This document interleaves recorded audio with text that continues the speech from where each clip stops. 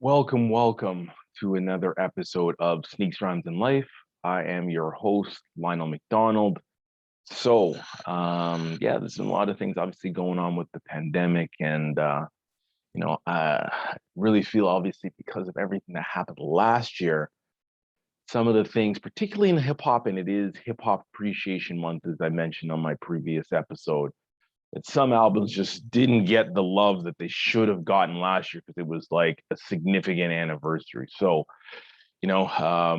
We're second week August now. But last Sunday, we had a significant anniversary. It was the 26th anniversary, and during the pandemic, last year was the 25th anniversary of arguably the best Wu-Tang project on the solo tip, which would have been only built for Cuban Links by starring, I guess, Raekwon and then obviously featuring Ghostface. So this album only built for Cuban Links, otherwise known as the Purple Tape because of the purple cassette, and we'll talk about that in a little bit. It was the third Wu-Tang project after Tikal by Method Man and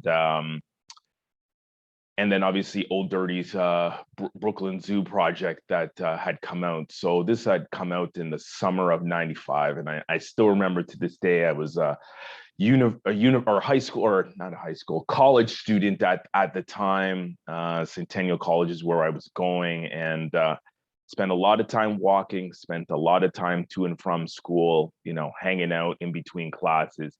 And going to and from school, I would listen to a lot of music, and I would listen. I still remember when I first started. I was my first semester heavy into the Roots and heavy into Smith and Wesson, The Shining. Like those were the two joints. Do You Want More was the Roots album that was out at the time.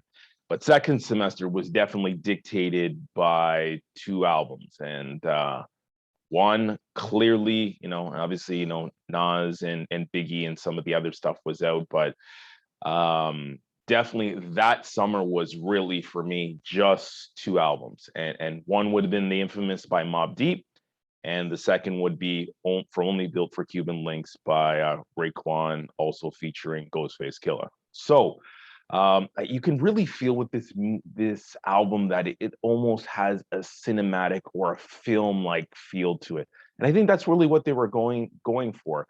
In this album, this is where kind of the godfather of all mafioso and criminology and I guess you would say, organized crime really came to the forefront in hip hop.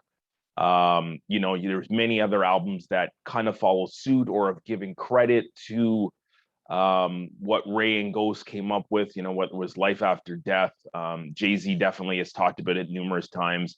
That's even, I believe that's where even the persona Nas Escobar comes from, because he's on an amazing track on this album, Verbal Intercourse. He's really, again, Nas became the first artist ever to appear with Wu-Tang that wasn't part of Wu-Tang. They say sometimes he was the unofficial Wu-Tang member. I think that really kind of sprungboard that mafioso thought. Even Life After Death by Biggie, you can definitely feel Biggie's change from Ready to Die, and you can clearly hear the influence of Ray and Ghost, and not so much taking their style, but taking their the lingo and that sort of thing. And again, Ray and Ghost definitely talk about it on the interlude Biters, where they don't always appreciate when someone takes their style without paying tribute or homage. So, they definitely called out, even Biggie on stealing Nas's album cover of him putting himself as on a kid on Illmatic. And then, months later, Ready to Die releases, and sure enough, Biggie is as a baby on the album cover. So that led to beef. That led to them not seeing eye to eye, and I do not think that was ever resolved before Biggie passed away a few, right around the time that um, that Life After Death release. So you think about this album, only built for Cuban links. It had every Wu-Tang member on it, I think, except for Old Dirty. I think Blue Raspberry appears, which is an affiliate, and then obviously we know Capadon. That is the first time he jumps on a track and he spits a memorable. I don't even know if it's 16 bars. It's probably longer than that, the way that it sounds on Ice Cream. So pretty amazing to hear this album and its cultural influence. It still resonates to this day and really has an impact. But let's take a little bit of a deeper dive. So first album, our first single came out for the album. It was Heaven or Hell. It didn't get a lot of buzz. I think we're still building off the success of 36 Chambers, and this is even before Method Man had come out. But you could clearly feel on Can It Be So Simple off 36 Chambers that there was an incredible and unique chemistry between Ray and Ghost.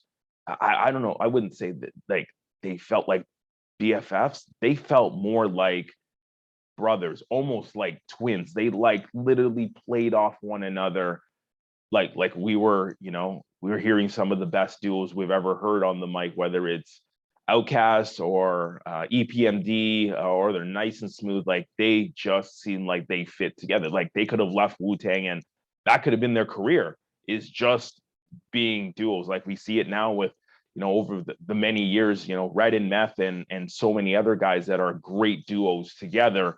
But these guys had something special. You could definitely feel that there was such a unique piece. And again, Olin Cuban Links it gives you that cinematic feel. And these guys really talk about their life experiences that they've gone through, from Rainy Days to Wisdom Body. And again, you can definitely feel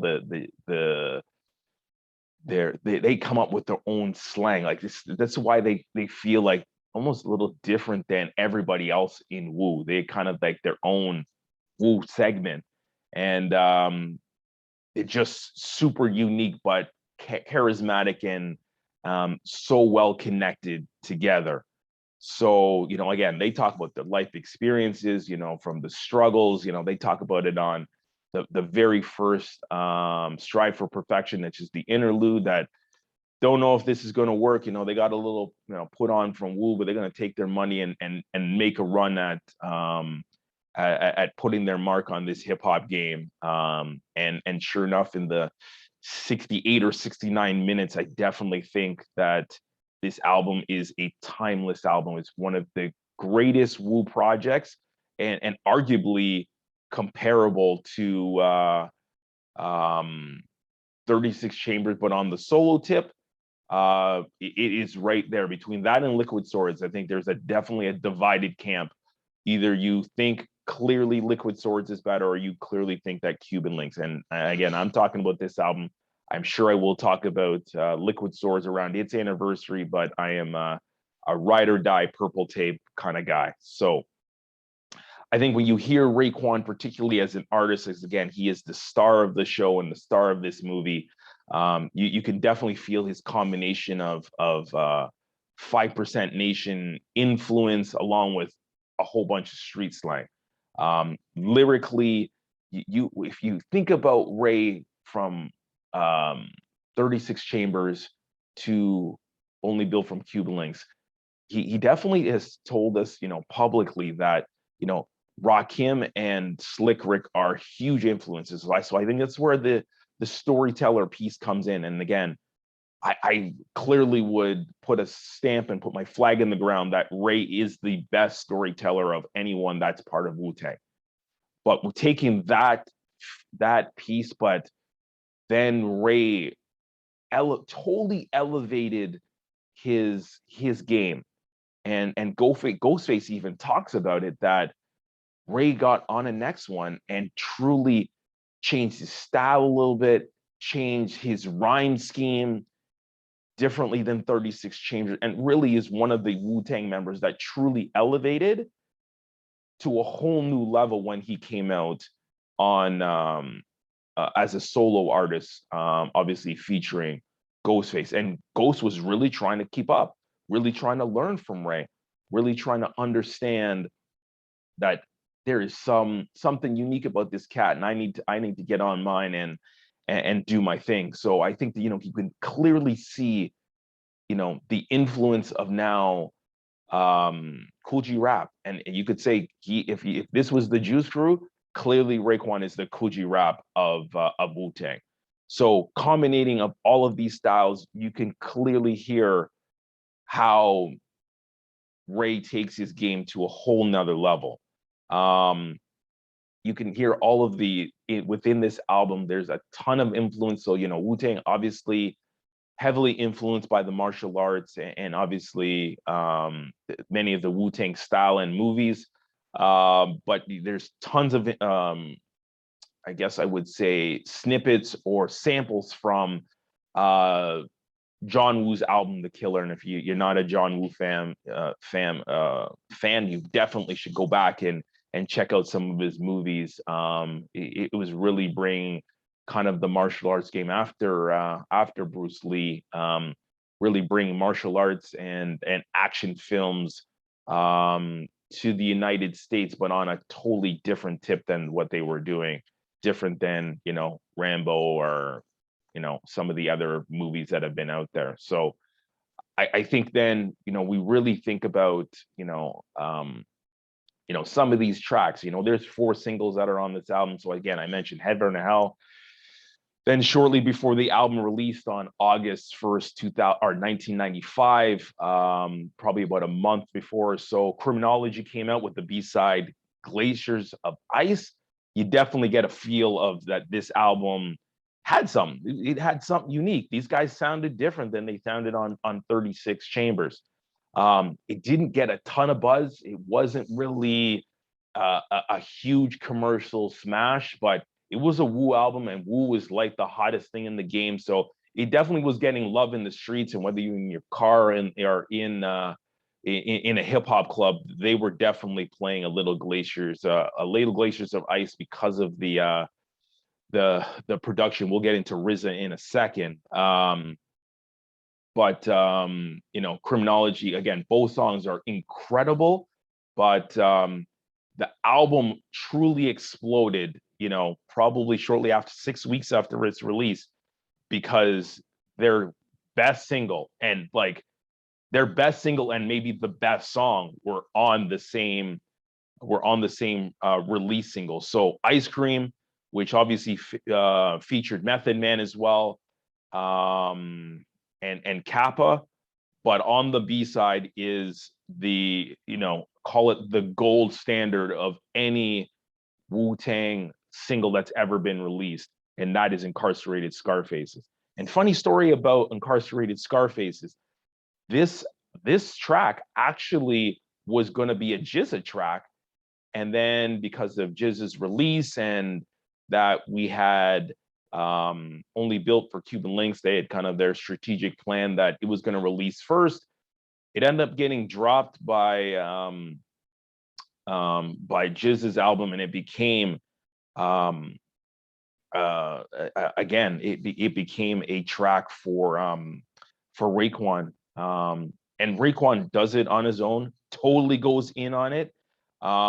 It is far and away my favorite Wu-Tang song, period. It would be that, Triumph, Method Man, and probably Daytona 500 labels. If I were to give you a quick top 10, and yeah, there's definitely Protect Your Neck would obviously be in that conversation. And then again, my personal favorite song from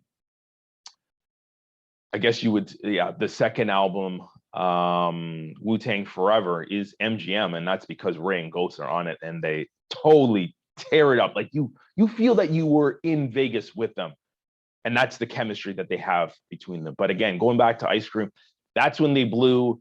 you know, and then we still have these references, you know, Butter Pecan Rican and Chocolate Deluxe. And, you know, we still are using these references 26 years later. So that is part of the impact. The fourth song, it is a dope song. It is probably the most underrated track between that and Guillotine, which is Rainy Days. That is the song that came out, I think it was October or November of the same year. And those are the four singles that they released. So the album did go gold, you know, shortly after Ice Cream release. So we're talking like 2-3 months in.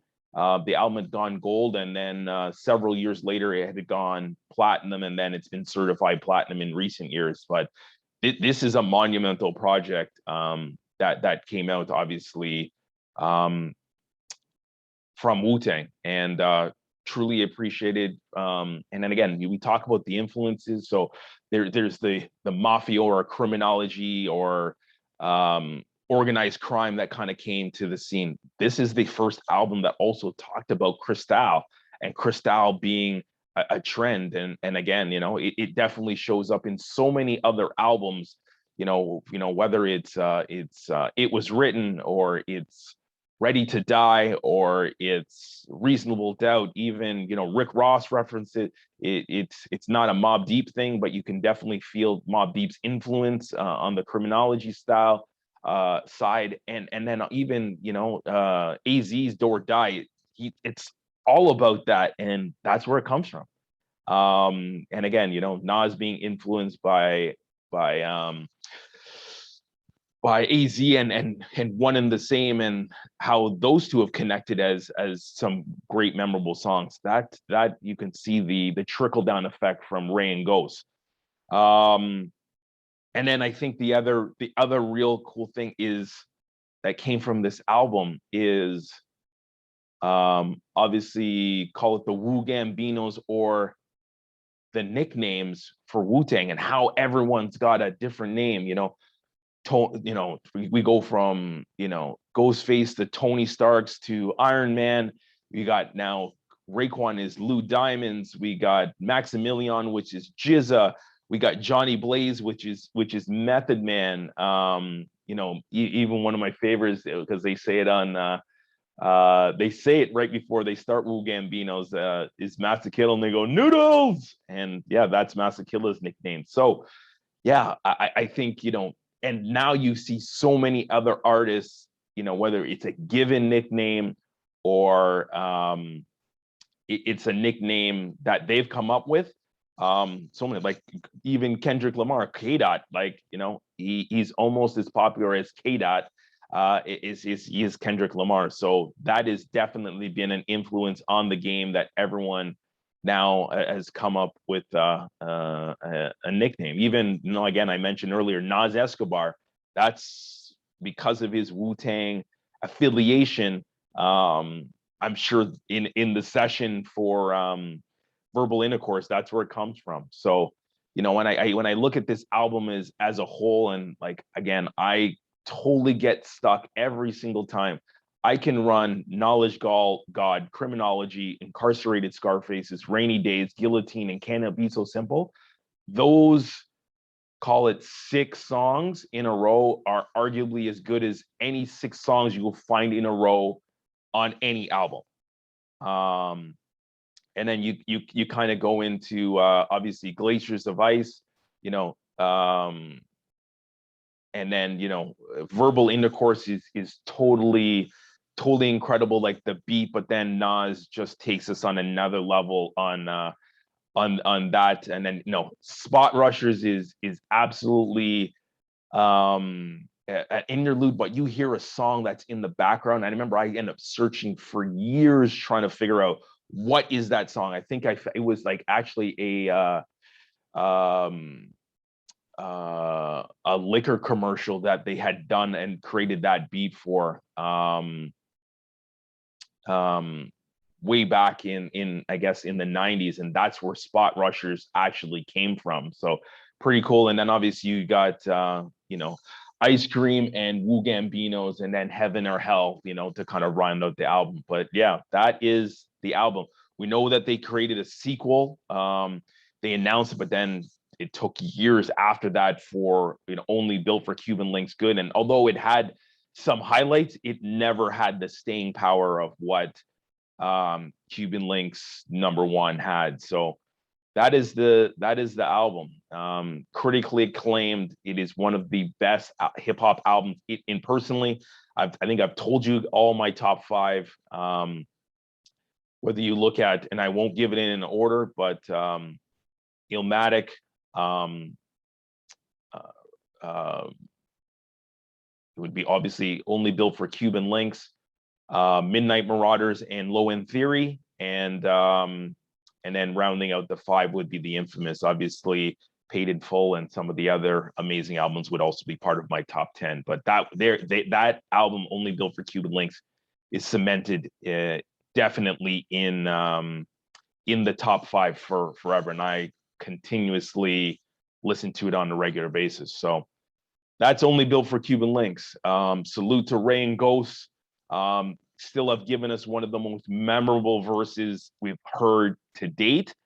And again, truly appreciate, what they have done and what they continue to do, not only for hip hop and what they've done for the Wu-Tang brand, but obviously for the culture.